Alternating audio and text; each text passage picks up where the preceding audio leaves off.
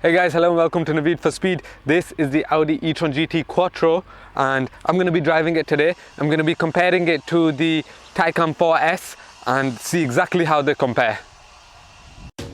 The Audi E-Tron GT, which is built alongside the Audi R8 in Germany, comes with an 800-volt lithium-ion battery which is integrated into the underbody.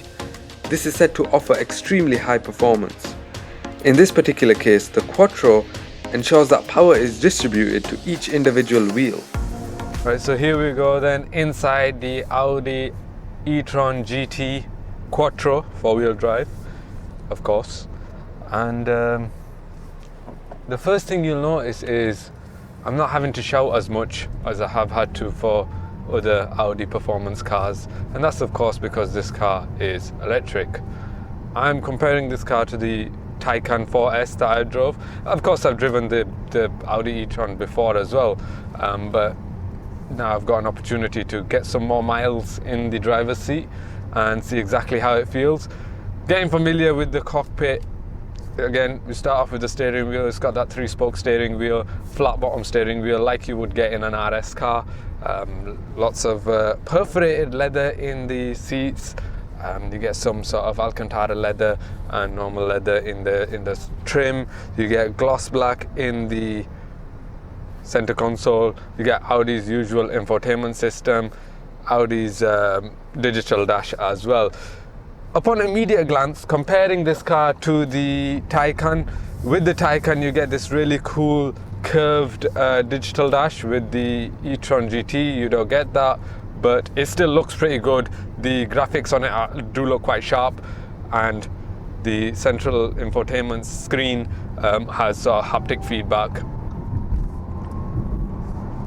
Aside from that, when you're actually in the car, it feels nice and comfortable. Range, let's start with the range. It has around 298 miles of claimed range, which is not anywhere near what its competitors can do with the Teslas and the Taycans, but it's still pretty good. And of course, 0 to 62 miles an hour comes in 4.1 seconds. Again, the Taycan 4S can do it in 4 seconds, so it's a bit behind on that side of things as well. But of course, this is Audi's version of the electric car. It's somewhat similar to the Taycan anyway, because it's almost like the Taycan's younger brother. But it's Audi's version of the electric car, and so Audi wanted to make the electric car familiar to people. So when you get in, you see that familiar steering wheel, you see the familiar infotainment system and digital dash. Everything else is controlled in the same way, and so it's familiarity. I know we are moving into an era of electric cars, a new era of cars, but Audi want to make that step easier, and that's what they've achieved here with the Audi E-Tron GT. So the E-Tron GT comes with 469 brake horsepower, but under acceleration you can get peak power of 523 brake horsepower.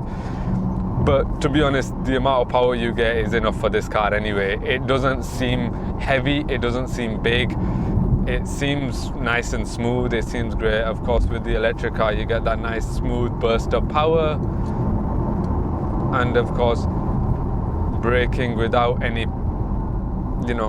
dramas. So this car is just, it's like I say, it's to make electric cars less intimidating, and Audi seem to have done that pretty well. And of course the interior is high quality, as it usually is with Audi, and the exterior, this car looks great. Now I keep switching back and forth between the Taycan and the E-Tron GT in terms of which looks better, but because I've got one right here, I am driving it currently and I've just seen it from the outside, the E-Tron GT just looks so good. It's such a nice looking car, and it's nice to drive as well. I mean, if I was to be asked whether I want a Taycan or an E-Tron GT, I honestly don't know. I honestly don't know, because it's down to your own preference. The E-Tron GT starts at around £83,000, and the Taycan 4S starts at around £85,000. So again, the sort of price point is similar. Maybe you're just that extra £2,000 or so, or the actual difference between the price of the E-Tron GT and the Taycan 4S. It's probably down to the badge. I mean, do you want to say you're driving an Audi, or do you want to say you're driving a Porsche?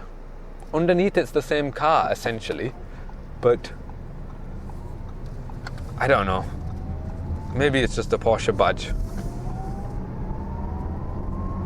Going uphill as well, the electric power and torque that you get is just so effortless in the way that it takes you up and down the road, turning nice and smooth. It goes around corners pretty flat, to be honest. There's no hesitation in the way that the Audi E-Tron GT goes about handling its business. Where am I going?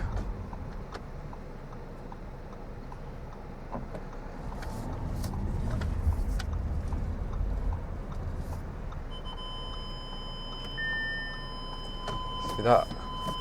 That is accuracy.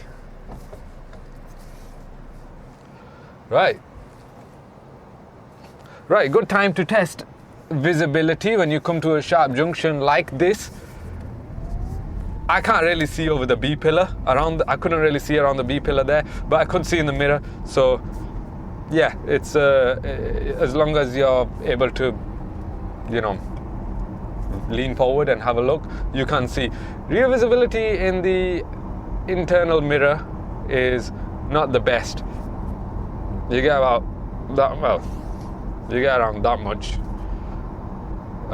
visibility. Sorry for taking my hands off the wheel, I shouldn't be doing that. Yeah, you get a small amount of visibility, but enough for you to see what's coming behind you. But of course, with this car, and because of how fast it delivers its torque, there's not really going to be much coming up behind you.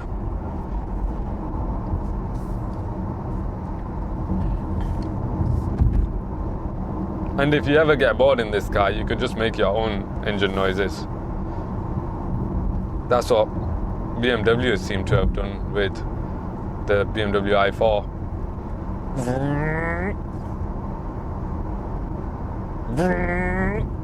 Sorry, I shouldn't do that too much. The acceleration is going to make me sick. And the brakes are very good too. I'm probably not going to put this in the video, to be honest. This car does have a great driving position, really nice and low, really sporty feel, but of course it's not. I mean, it feels like I'm driving a two-door coupe, to be honest. I only had to just think for a second and remember that there's two doors and two spacious seats in the back. It's the family car of the future, this, I think, or at least it's the family car that's ushering in the future era. That's what this car's doing, and I think it's executed that really well. Right, so here we are on the outside of the Audi E-Tron GT, and the first thing you notice, especially in this sunlight, is this blue colour, Ascari blue it's called. Now that is a £950 optional extra, and I'm quite glad it's come in that colour because this car does look quite good in that colour. I mean, we've seen this car in a load of different colours when it was launched, and I don't think there's any colour in which this car doesn't look good. Again, if I compare it to the Taycan, I mean, when you see the E-Tron GT in front of you, it looks so good. But then when you go back and see the Taycan, that looks great as well because it's just so smooth and it's got these nice, clean lines. I don't know which I'd choose between them. So in terms of performance then, the top speed of this car is about 152 miles an hour. And of course, the one main thing that you have to be aware of with this car is the weight. It weighs around 2.8 tons, and so it is quite a heavy car. Of course, that is because of the batteries, but being out and driving this car, you don't feel the weight of the car. It's able to maneuver itself and shift its weight so well that it disguises its weight. You don't even realize it's such a big car until you get out and you see it.